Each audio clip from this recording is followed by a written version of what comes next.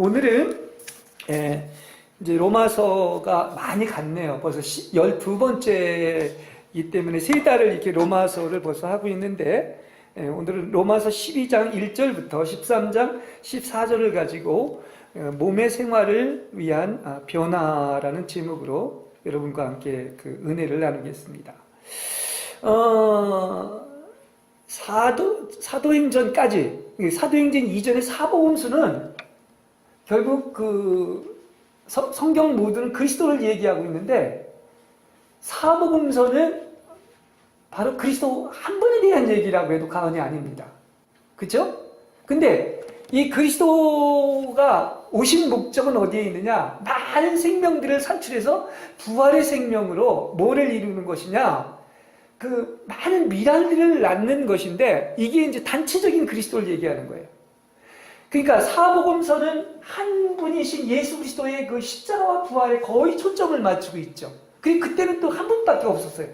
참된 그리스도인은 어떻게 보면 진짜 하나님이 인정하는 하나님의 형제들이고 아들인 분은 독생자밖에 없었습니다.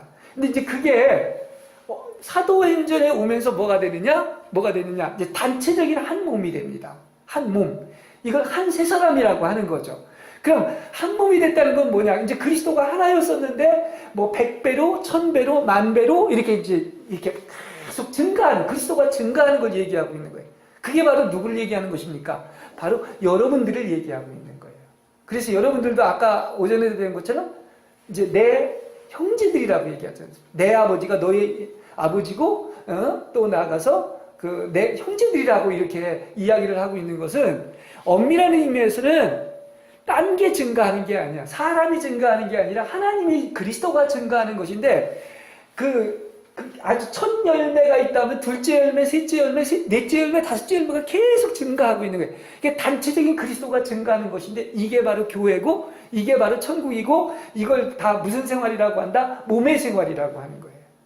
지금 개신교나 이 기존의 교회들의 약점이 어디에 있었냐고 하면, 개인주의는 아주 발달돼서 내가 혼자 신앙생활 잘하는 것으로 생각하는데 그건 아닙니다. 지금도 그렇죠? 사실은 우리가 제대로 교회의 몸의 이상을 안다고 하면 몸의 생활을 해야 되는 거예요. 몸의 생활. 이건 완전히 연합된 거예요. 다시 말하면 머리가 있잖아요. 그 머리는 누구야? 그리스도죠. 그분이 모퉁이 돌도 있지만 머릿돌도 되고 있지 않습니까? 그러나 그걸 구성하는 성분 속에는 그 작은 돌들, 페트로스가 본래 그 작은 돌이라는 뜻입니다. 이 돌이 많이 모아져야 어느 집이 건축이 되는 것인데, 그게 바로 누구를 얘기하는? 여러분들을 얘기하는 거예요. 그럼 하나님은 어떤 걸 가장 기뻐하시냐?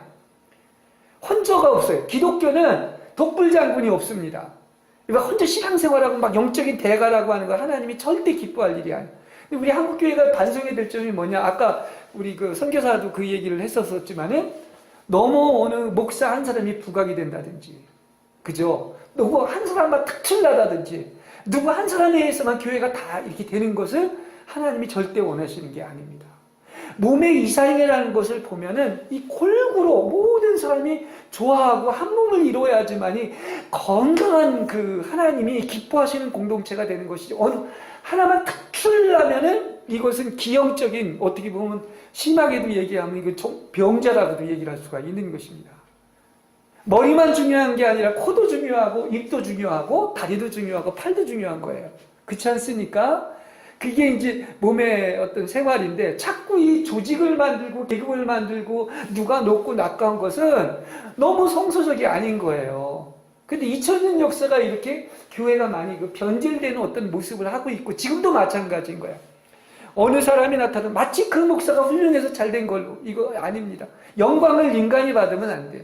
그러면 얘기한 것처럼 오직 그리스도가 교회의 주인이 돼야 되고, 우리는 다 뭡니까? 지체들이라고 하는 것을 안다고 한다면, 무릇 선생되거나 지도자 되지 말아야 되면서, 지금까지 사실 이 목사 제도도 성경적으로 보면 합당한 건 아닙니다.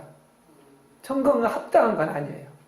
왜냐고 하면 성경에서는 엘더라고 해서 장로인데, 장로는 이제 한 지역에 있으면서 거기에서 하나 이제 연륜이 있고, 또 오래됐기 때문에 그 교회를 다스리고 또 이렇게 이제 인도하는 어떤 책임이 있는데, 지금의 목사 제도는 사실 성경적으로 보면 뭐와 비슷하냐면, 옛날에 장로라고 하는 이거와 비슷합니다.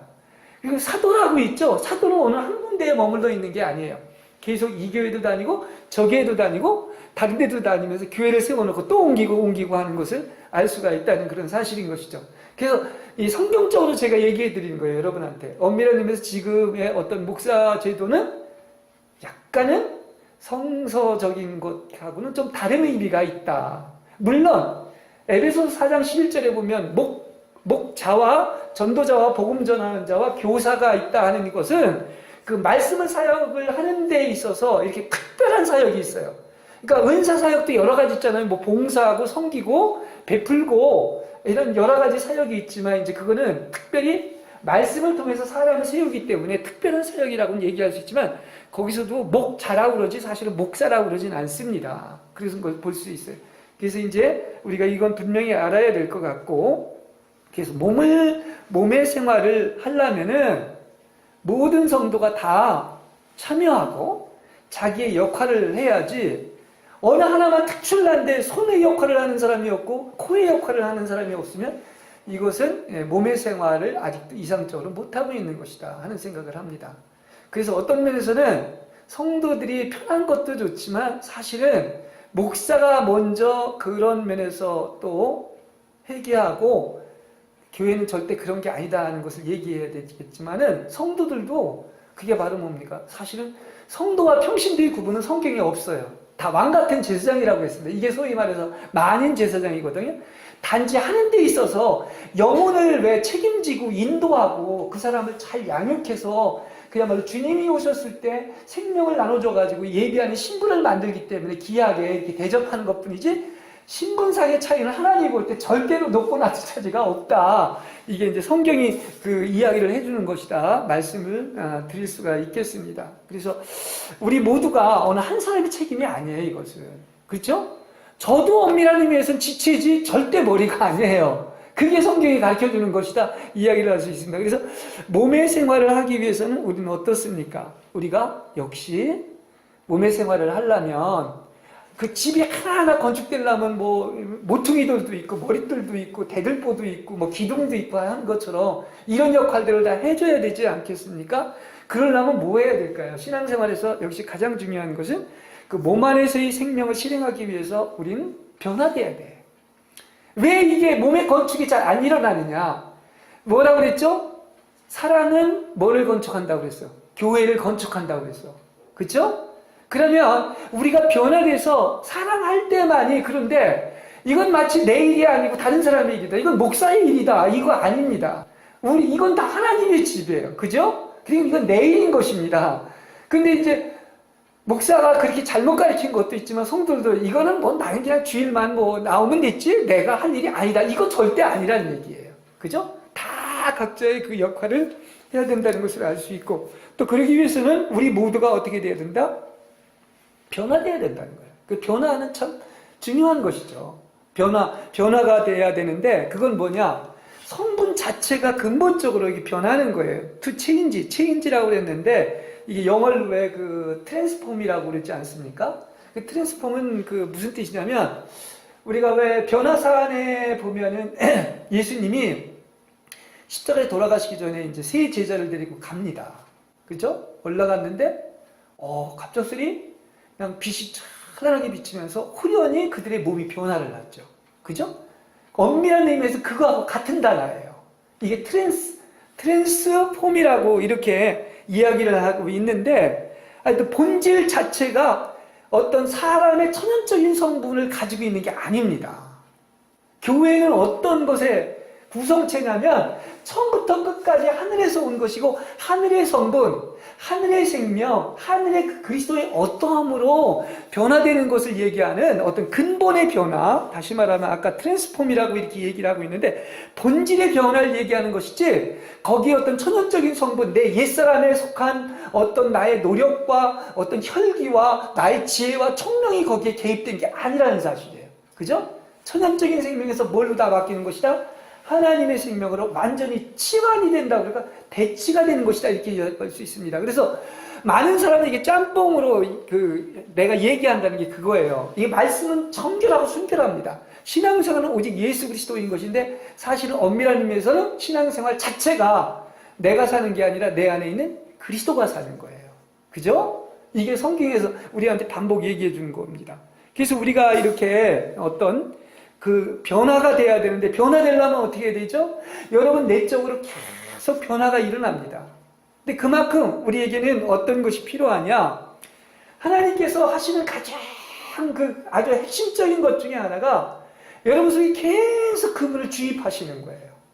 이게 주입된 은혜라고 얘기를 합니다. 인푸사 그레이스라고 해가지고 주입된 은혜라고 해가지고 우리는 그 내부에 그게 있는 게 아닙니다. 이건 오직 바깥으로 하나님이 우리한테 주실 때만이 가능해요. 이게 바로 하나님의 은혜로만 가능하다는 그런 얘기인 것입니다.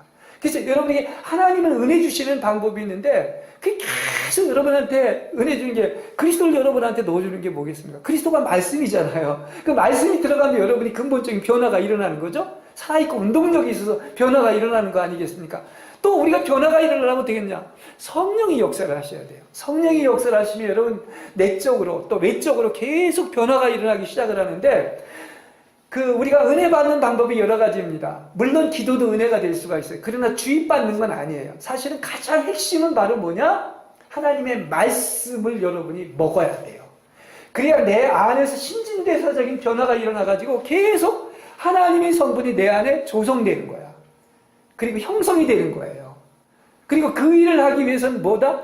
지금 성경이 얘기해 주는 것은 내가 보십시오. 그리스도 말고 얘기하는 게 없어. 그리스도를 여러분이 먹으라고 그랬는데 그건 유일한 방법이 뭡니까? 말씀을 먹어야 돼.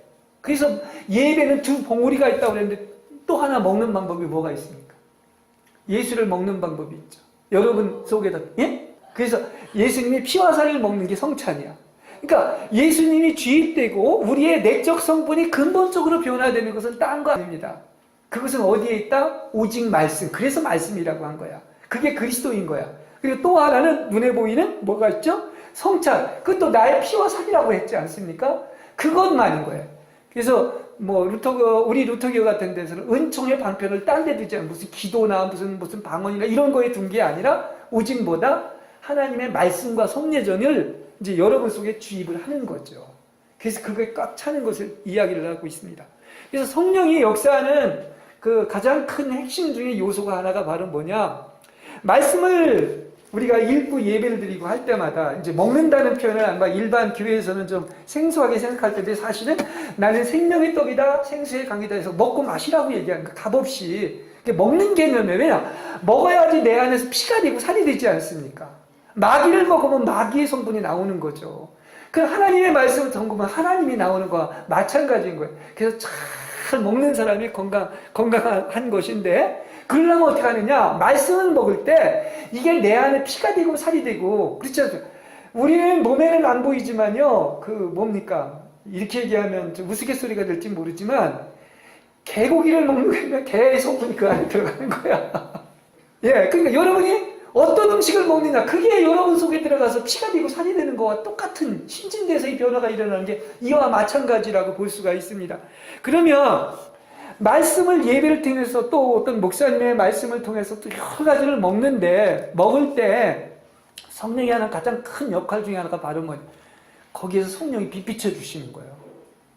성령을 통해서 말씀이 열리고 말씀을 먹게 되면 그게 내 안에 체화되고 살아있어서 실제가 되는 것이고 그래서 주님을 만나게 되는 거예요. 그러니까 사실은 엄밀한 의미에서는 주님을 알고 성경이 열리고 부활신앙을 갖는 것도 우리가 말씀을 들을 때인데 믿음은 들으면서 나고 들으면 하나님의 말씀에서 난다고 그랬는데 그 말씀이 누가 알려주시는 것이다? 성령이 알려주시는 거예요. 그리고 성령의 또 가장 큰 역사는 뭐냐? 하나님으로 이렇게 하나님과 같이 장성한 분량에까지 변화시켜야 되는데 하는 일이 뭐냐? 한쪽에서 계속 성령은 뭐 하느냐? 하나님 아닌 것들을 다 태워버리고 소멸시킵니다. 그래서 여러분에게 시련과 어떤 연단과 훈련을 주는 거예요. 이건 사랑하는 증거예요.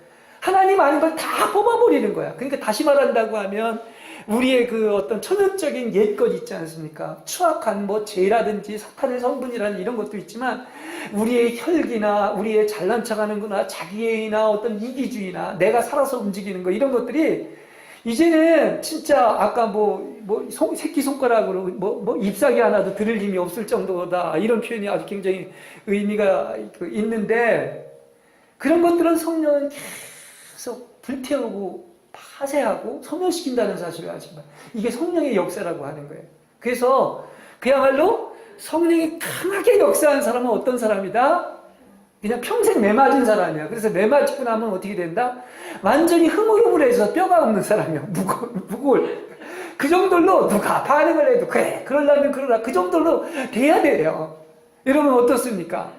우리는 어떨 때 누가 뭐라고만 해도 다 반응이 나오잖아요. 그죠? 뭐 나도 뭐 그러니까 이게 아닌 거야. 아직도 이건 처리받아야 될 어떤 부분인 거야. 그냥 누가 뭐를 얘기해도 그래서 내가 그전에도 그런 설교 가끔 했지 않습니까? 맨날 교회 오면 살라고 그러지 않고 죽으라고 그러니까 아니 왜 죽으라고 합니까? 왜 죽으라는 게 뭐냐? 너 공동묘지 가봐라. 그래가지고 발로 차고 때리고 막 저주라고 아무리 욕을 해도 반응이 없는 거야. 그게 이제 죽었다 하는 이런 예화가 있는 것인데 하나님이 사랑하는 사람한테 어떻게 한다? 어떤 인간의 기대와 천연적인 어떤 소망까지도 심지어 선까지도 예수한테서 나오지 않은 것은 다 어떻게 합니까? 십자가에 못 박게 하시는 거야. 소멸시키는 거야. 끝내게 만드는 거야. 그게 십자가야. 그게. 그러니까 좋은 거야 사실은 알고 보면.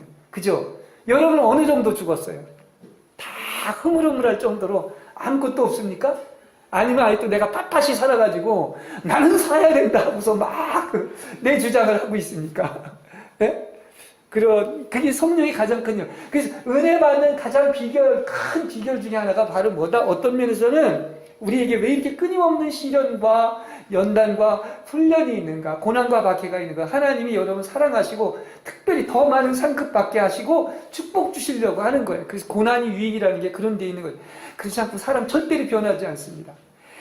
우리 인간이 스스로 변했다고 한다면 하나님이 그런 방법 안 쓰는데 분명히 로마서에서 얘기했잖아요. 목구멍은 열린 무덤이고 의인을 먹고 하나도 없다. 다 이 저주하는 데 빠르다. 이렇게 얘기하고 있지 않습니까? 근데도 그냥 내 힘으로 뭐 해보려고 하는 게 성경하고 맞지 않는 거야. 이미 사형 선고를 내려서 너는 이제 끝나서 넌 지옥같이 갈 수밖에 없다는 거예요. 그걸 얘기해주고 있죠. 근데 아직도 내 힘으로 뭘 하려고 하는 것은 아직도 뭡니까? 꿈틀대는 지팡이라도 뭐죠? 지푸라기라도 잡을 힘이 있고 이 새끼손가락으로 이거 들을 만한 힘이 있기 때문에 그런 거예요. 비유가 참 오늘 딱 들어가는지 모르겠지만 그래서 이제 그걸 알고 나면 신앙생활이 지금 이 기존의 패러다임에서 그저 나 잘 되고 복 받고 뭐 병 고쳐졌다 이 패러다임이 아니라니까요. 그래서 내가 아침마다 올 때도 묵상을 해요. 고민을 하면서 저 많은 사람들이 교회를 나가는데 뭐 난까지 걱정할 건 없지 내 아비족인데 근데 부활신앙에 가는 사람이 어디 있을까? 그냥 남이 좋다니까 우르르 물려나가 막 찰로 막 그냥 이렇게 나가곤 하지만은 문제는 어디 있냐? 메시지의 초점을 보면 바울이 얘기했거나 성경이 얘기한 그 초점이 아니라 그냥 아프니까 힘드니까 너 힘들지 어렵지 그랬고 막 심리학적으로 위로해주고 사람을 위한 설교를 하고 복을 받는다고 얘기하고 근데 아까 그 선교사님 그러죠. 막상 내가 그런 어떤 사업이 쫄딱 망했다 몸이 아프다 그리고 또 나아가서 그야말로 어떤 사별을 냈다고 하면 그런 말씀이 하나도 안 들어온다고 하는데 왜 그런 지형까지 하느냐? 하나님이 그걸 통해서 진짜 주님을 만나게 하기 위한 것이다. 이렇게까지 볼 수가 있어요. 그런 면에서 볼 때 성경 보십시오. 지금 기독교 패러다임에서 예수 믿으면 다 되는 게 아니지요. 그렇죠? 언제 성경이 구복신앙 얘기합니까? 그건 무당종교에서 얘기하는 거예요. 기독교는 그게 아니에요. 예수 하나를 위해서는 다 죽어라 끝나라 십자가를 못 박혀라는데 성령의 역사가 바로 뭐냐? 그게 성령의 역사는 완전히 끝내고 누구만 세우는 거야? 그리스도 한 분만 남게 하는 거예요. 할렐루야. 그리스도만 세우는 거야. 이 작업을 해나가는 거예요. 이게 성경인 거예요. 그래서 바울이 그걸 알고 나서 내가 사람을 기쁘게 하라 하나님을 기쁘게 하랴 사람을 기쁘게 했다면 하나님의 종이 아니다. 다른 복음 전하면 저주를 받는다고 했는데 그게 다른 복음이야. 뭐 이렇게 심각하게 생각해요. 교회 열심히 나오고 그냥 결국은 천당 갈 텐데 아니에요. 바울이 그랬다면 이런 얘기를 안 했을 겁니다. 성경의 믿음의 사람들이 이런 생활을 안 살았을 거예요. 그렇죠? 이것은 그야말로 좁고 협착한 길이고 대가를 치르는 길이지 그냥 잘 나가고 세상적으로 이미 업적을 쌓고 영광 받을 거 다 받은 게 아니라는 그런 사실. 그래서 그 선교사님 얘기한 게 굉장히 저는 놀랐습니다. 그 다섯 사람 아마 한국에서 우리 기독교에서 가장 훌륭하고 성공한 목회자라고 하는데 그 성공하고 훌륭한 목회자라는 그 자체가 오해가 있는지도 몰라. 왜냐? 이게 잘 나가면 이게 진짜 예수님처럼 사는 게 아니라 어떻게 돼? 다 존경광 받고 대접받고 지금도 역시 그렇고 성도들도 또 그런 때를 따라갑니다. 근데 예수하고는 정반대죠.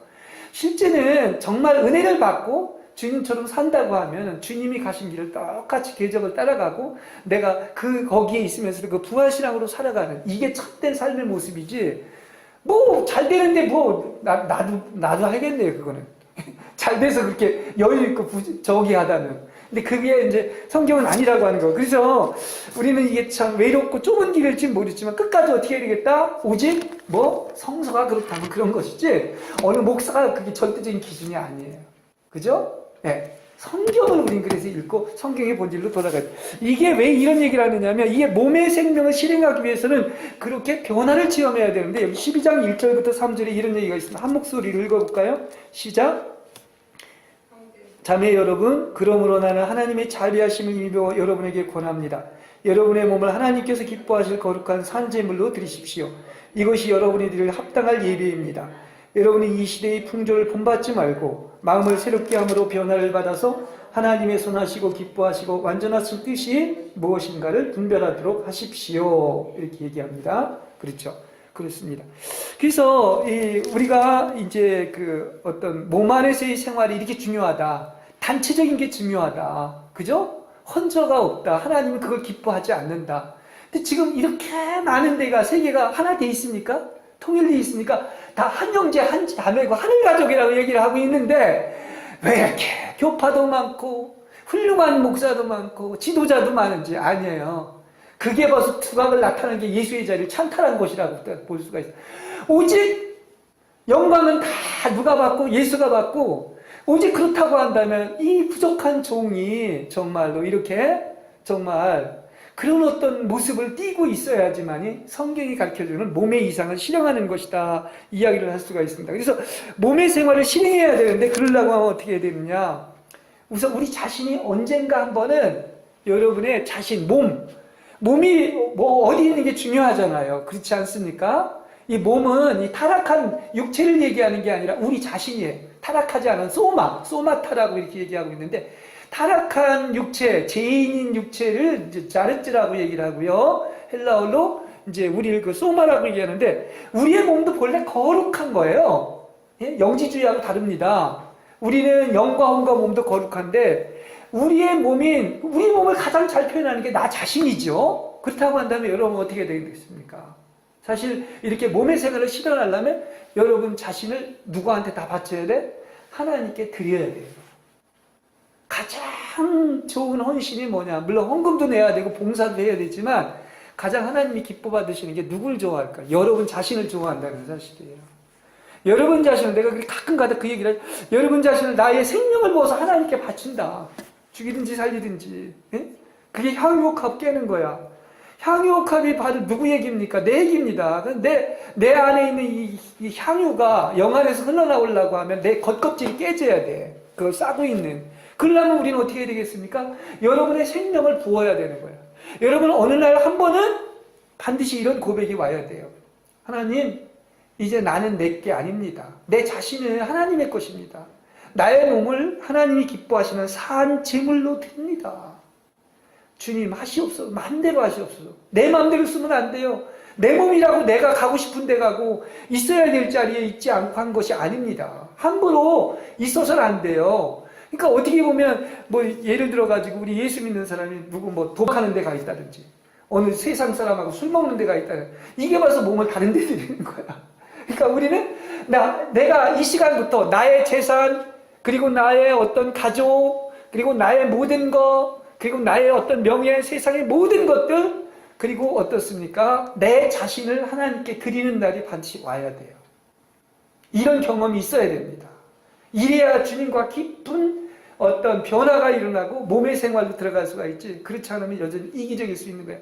그러니까 사실 내가 자꾸 이렇게 구분을 해서 미안하지만 성경은 사실 분별하는 거야. 영적인 분별입니다. 근데 얼마나 많은 사람이 또 목사도 심지어 어떨 때 내 자신도 그렇습니다.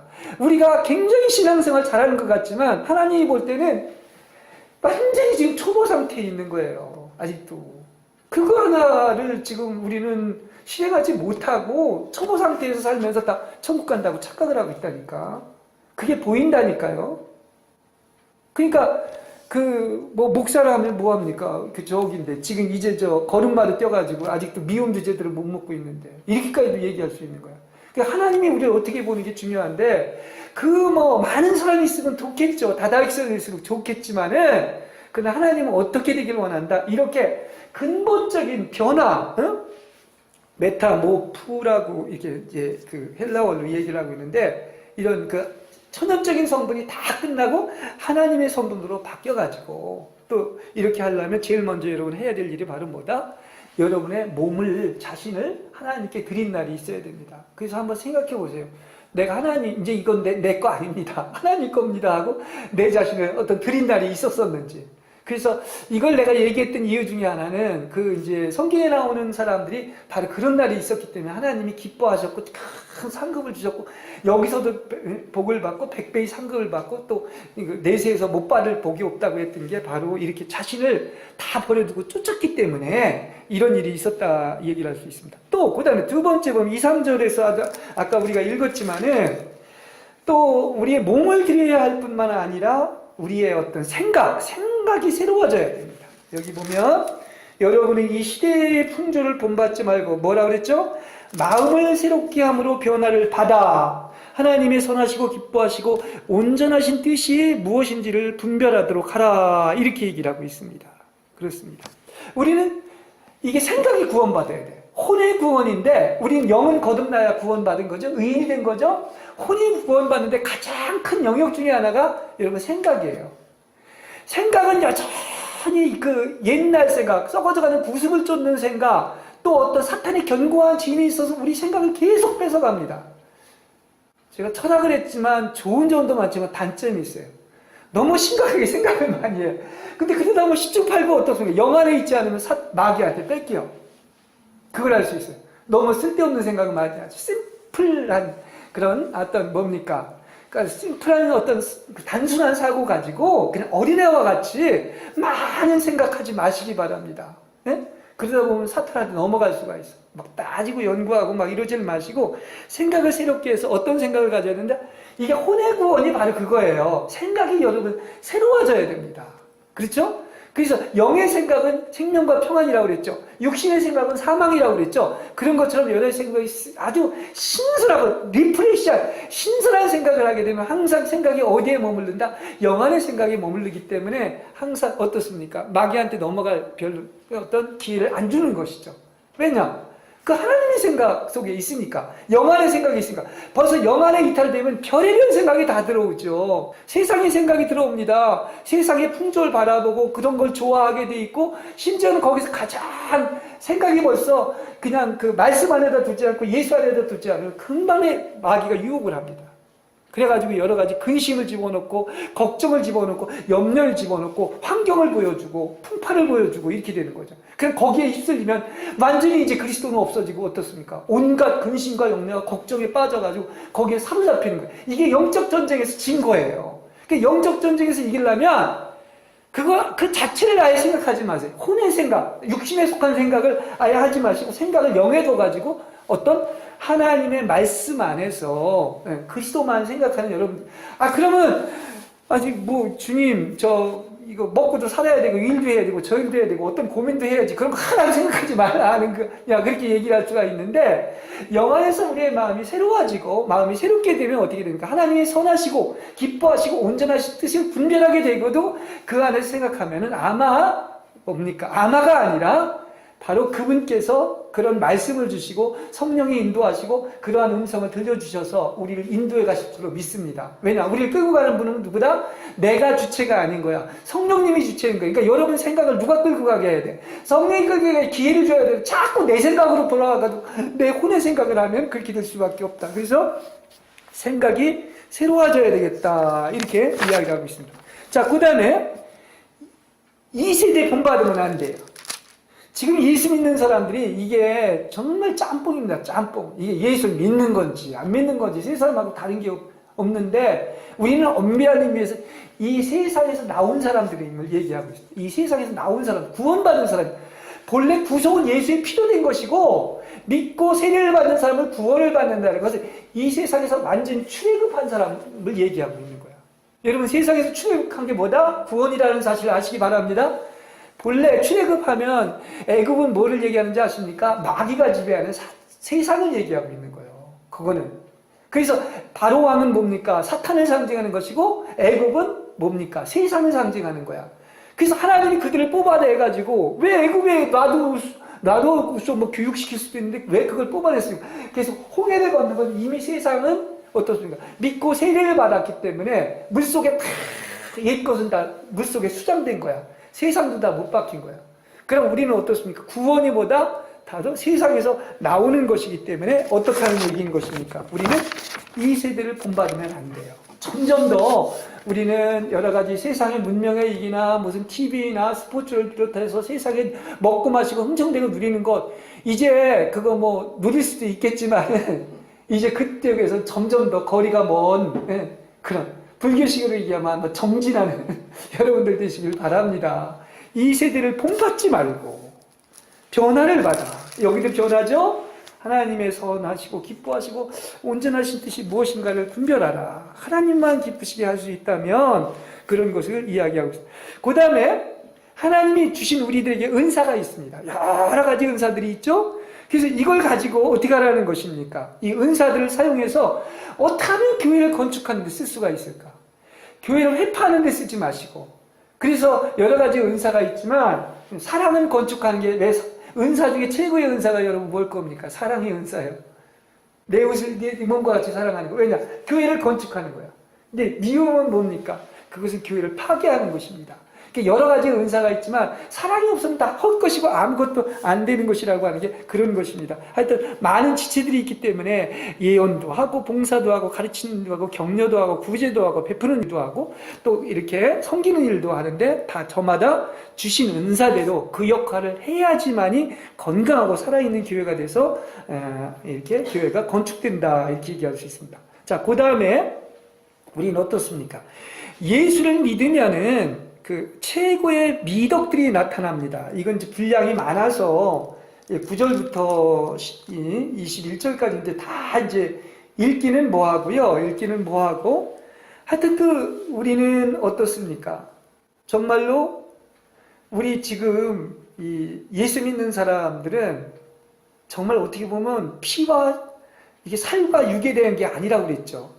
하늘의 피와 살을 받았다 이렇게도 볼 수 있는, 예수님의 피와 살을 받았다고도 볼 수가 있는데 영원히 함께 살 사람들이에요. 어떻게 보면 육신의 어떤 자녀보다, 육신의 부모보다, 육신의 형제자매보다 더 소중하다고까지 얘기를, 제 얘기가 아니라 성경적으로는 그렇게 이야기를 할 수가 있겠습니다. 그래서 어떻습니까? 정말 나보다 남을 항상 낮게 여기고 언제나 존경하고 함께 울고 함께 웃는 완전히 하나된 모습을 하고 있어요. 이게 미덕을 사용하는 것들이라고 얘기를 할 수 있습니다. 그래서 나 하나가 조금이라도 손해보고 더 이렇게 섬기고 더 이렇게 수고하고 땀을 흘리고 해가지고 어떻게 하면 교회를 세우고 본이 될 수가 있는가, 이런 그 사랑의 미덕을 우리는 사용을 해야 되겠다 이렇게 말씀을 드릴 수가 있겠습니다. 자, 그러기 위해서는 우리는 이렇게까지 이야기를 하고 있습니다. 뭐라고 얘기하느냐? 예? 우리는 최고의 미덕을 생명의 삶으로 살기 위해서는 다른 사람을 대하는 태도가 어떻게 해야 되느냐? 우리는 미워할 자격은 없습니다. 우리에게 빚진 것은 어떻습니까? 사랑할 자격만 있어요. 저도 설교를 하면서 이 말이 쉽지는 않습니다만은, 그러나 어떻습니까? 항상 나보다 남을 낮게 여기고 사랑하고 존경하시기 바랍니다. 그만큼 우리는 성숙하면 성숙할수록 그 사람의 입장에서 나를 보지 내 입장에서 그 사람을 보질 않아요. 근데 많은 사람들이 그것도 뭐 오랜 신앙생활을 해서도 어떻게든지 남의 것 약점을 보고 그냥 만원경으로 보고 그 뭐죠? 자기 것은 들보는 뭐 저기 뭡니까? 듣보도 깨닫지 못하고 티는 본다고 끊임없이 정죄하는 게 아직도 그것은 아주 그 천박한 미성숙한 어떤 신앙인이라고도 얘기를 할 수가 있는 거예요. 지도자들이 그렇다면 이거 더 문제가 아니겠습니까? 그렇죠? 그래서 이렇게 즐거워하는 자들과 즐거워하고 우는 자들과 함께 울어야 되는데 이게 또 상담이고 또 생각이 서로 같아야 돼요. 여러분 저하고 생각 같아요? 네? 같아야 됩니다. 똑같아야 됩니다. 그렇죠? 그리고 우리가 이런 것이 있습니다. 내 안에서 여러 가지 어떤 이렇게 여러 가지 어떤 동요나 이런 갈등들이 있는 것이 이제 내 내부의 어떤 싸움이라고 얘기를 할 수 있는데, 그럴 때마다 서로를 위해서 기도해주고 악에서 보존해달라고 이렇게 보호해달라고 기도를 해줄 필요가 있어요. 그죠? 우린 연약하거든요. 언제나 흔들리거든요. 넘어질 수가 있거든요. 그래서 이렇게 형제끼리의 어떤 기도가 필요하다 이야기를 할 수가 있습니다. 그 다음에 하나님에 대해서는 어떻게 해야 되느냐? 우리는 여기에는 이렇게 이제 열심을 내고 부지런해서 성령으로 뜨거워진 마음을 가지고 주님을 섬기라고 그랬는데, 우리는 하나님에 대해서 영 안에서 불타서 주님을 섬기시기 바랍니다. 불이 타야 돼. 속에서 불이 확 타올라가지고 정말 그 주님을 사랑하는 것이 모든 것 삼킬 만큼 이렇게 돼야 된다 이야기를 할 수가 있겠습니다. 그리고 우린 누구야? 우린 청지기가 하지만 종인 거야. 종보다 더한 게 노예입니다. 근데 엄밀한 의미에서는 우리는 종인 거예요. 그럼 종은 뭐야? 내 권리를 주장할 수가 없어. 밤새도록 일하고도 나와서 또 주인한테 또 섬겨야 되는 게 그 종의 모습이라고 하는 거예요. 그죠? 그런 마음을 가지고 교회 섬기는 사람이 있으면 그렇게 섬겨야 돼요, 교인들이. 예. 내가 이렇게 율법적으로 설교를 많이 안 하지만 성경은 그렇게 얘기를 해주고 있다는 말이에요. 그죠? 이거 교회를 그냥 어떻게든지 내가 바쁘다고, 나 자유니까, 아니면은 교회 나오라 그래도 그거 뭐 나하고 무슨 상관이야. 사실 내가 이렇게 작은 교회에서 이렇게 얘기를 하지만 솔직한 얘기로 그냥 나와주면 고맙고 감지해서 그냥 인서만 주는 것도 고마운데도 그게 사실 엄밀한 의미에서 누구 위해서 하는 겁니까? 내가 뭘 요구해요? 나 헌금 내라고 안 그래요? 근데 마치 자기들이 무슨 대단한 교슬이나 하는 것처럼 전화를 해보면 완전히 진짜 모욕감을 느낄 정도로 무슨 대단한 거예요? 보석같이 귀하면서 그러면 내가 그냥 그래도 별로 감정에 동원이 안 하는데, 이번 부활주일 날도 전화를 하고 몇 사람을 돌렸거든요. 그래, 이제 잊을만 하면 한 번씩 교회 나오려고 전화하고 하는데, 진짜 여기 생명이 있다. 부활 시간 가지면 이거 산다. 당신도 살아날 수 있다. 당신도 복 받을 수 있다. 진짜 아마 난 이게 예수님의 심정이라고 생각을 해요. 복 받으라고 하는 건 어제 나쁜 길 가라고 한 적 내가 한 번이나 있어.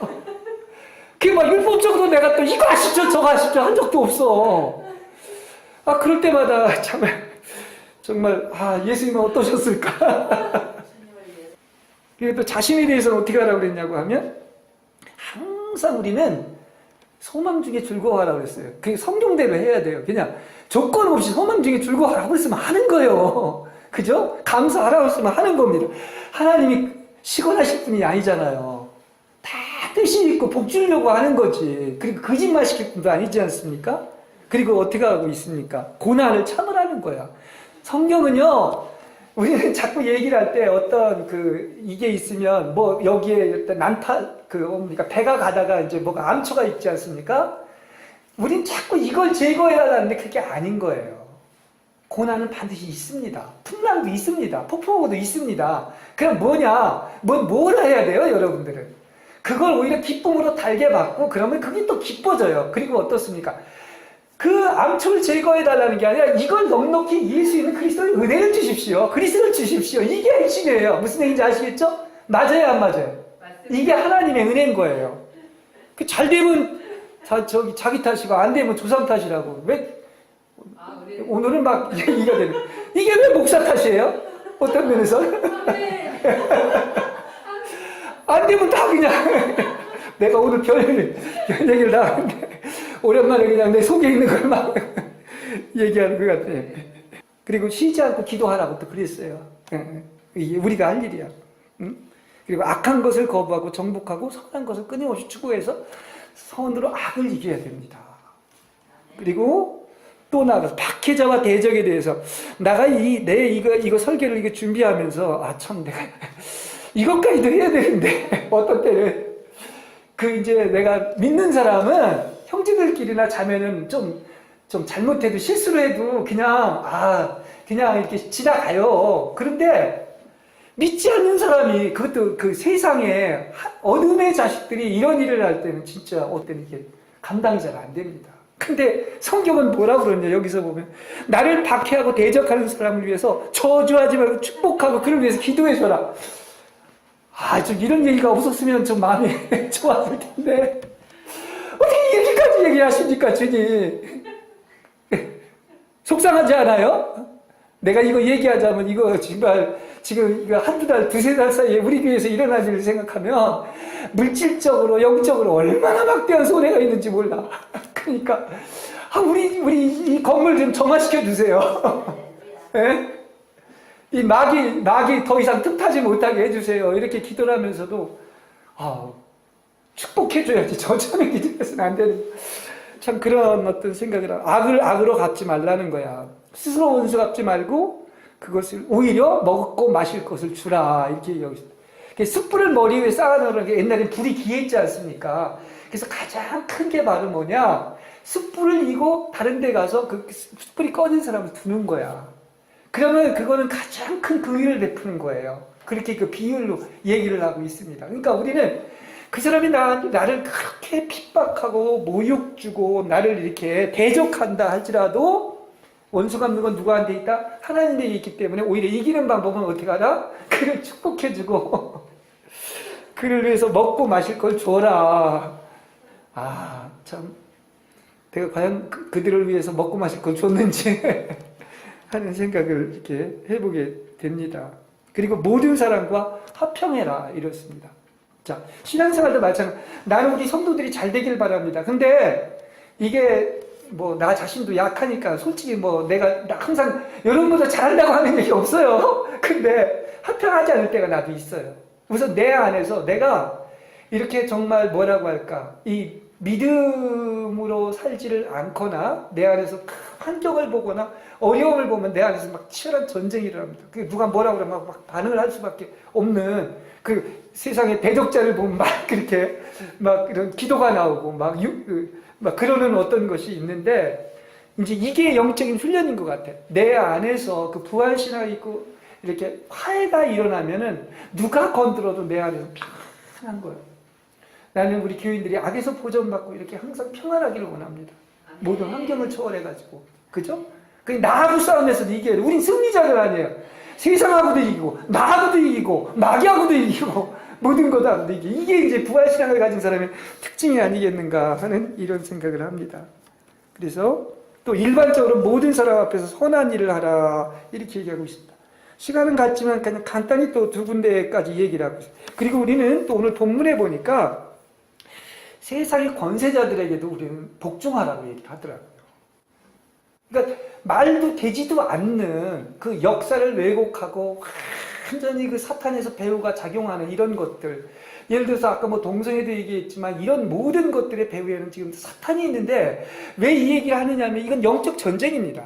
싸워서 우리가 이겨야 돼요. 근데 마귀를 어떻게 하라 해서 그냥 가만 놔두라고 그랬잖아요. 돌을 정죄한다기보다는 그 배후에 있는 마귀를 대적하란 말이야. 그게 에베소 6장에 나오는 거예요. 너희는 마귀를 대적하라. 이게 이제 그 자행 참회에 해당이 되는 거고, 스탠다라는 거야. 마귀를 대적하여 물러가는, 누굴 통해서 하는 거야? 우리를 통해서 하는 거예요. 그리고 우리의 영적 전쟁의 제일 마지막은 마귀를 대적하는 거예요. 이게 최후의 영적 전쟁입니다. 근데 이거를 우리한테 시켰기 때문에 이렇게 할 수밖에 없어요. 그러나 하여튼 세상의 질서와 어떤 모든 것을 이렇게 하는 것은 하나님의 심부름 뿐인 통치자에 있고, 그들도 하나님께서는 어떻습니까? 이스라엘이 잘못했을 때 이방인을 들어서, 이방 나라를 들어서 쓰지만 다 하나님의 주권 아래에 있는 거예요. 하나님의 주권 아래에 있지 않을 때 하나님께 득시 치십니다. 그게 인류 그 어떤 역사의 흥망성쇠라는 사실을 알 수가 있어요. 그래서 우리가 그렇지 않은 한 정말 평안하고 질서 속에서 있어야 되기 때문에 그들을 어떻게 해야 되겠습니까? 그들의 것에 대해서 벌이 무서워서가 아니라 그야말로 그들의 어떤 질서를 유지하는 면에서 권세에 복종을 해야 되고, 이런 면에서는 어떻습니까? 자기 양심에 따르기 위해서는 우리가 그 권위에도 복종을 해야 되겠다. 이렇게 말씀을 드릴 수가 있겠습니다. 그리고 우리는 어떻게 해야 되겠습니까? 역시 사랑을 실행해야죠. 몸의 생활을 하려면.